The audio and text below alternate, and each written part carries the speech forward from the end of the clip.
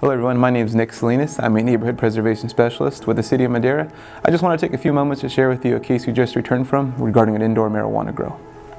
Originally, we received word on this case from Madera PD. First and foremost, we ensure that we are listed on the warrant as a relevant party so we can legally enter the property.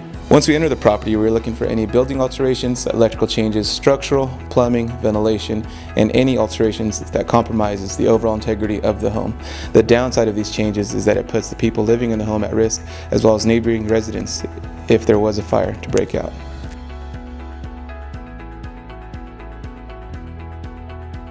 What you're looking at here is known as a ballast, and what these items do is hold a significant amount of electricity, so when the lights are turned on, they're drawing electricity from the ballast and not directly from the electrical panel, which is technically bypassing a safety precaution and prevents the breakers from flipping and cutting power to these units. The downside of that is they hold a lot of electricity and a lot of heat can build up. With all of this wiring not being balanced, we have seen in the past where fires have taken place due to this.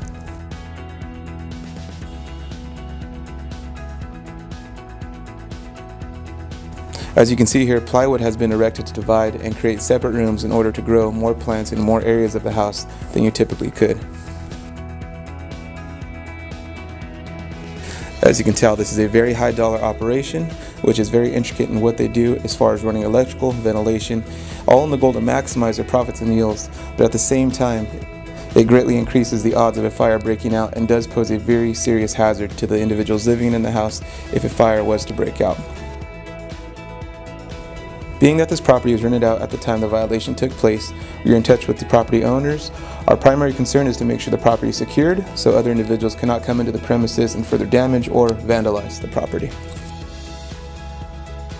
Secondly, it's to inform the property owner that the property does need to go into a pre-damaged condition, meaning that all alterations and any changes that were not permitted will need to be brought back into its original condition.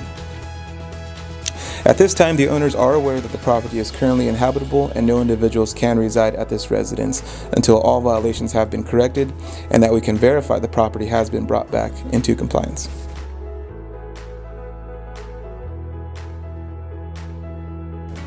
Our chief building official has came out and declared this property a substandard building and is deemed inhabitable, being that there is no running water, electricity, or gas running to this property. This is Neighborhood Revitalization's efforts in collaboration with local law enforcement in doing our part in keeping Madera a safer place to live.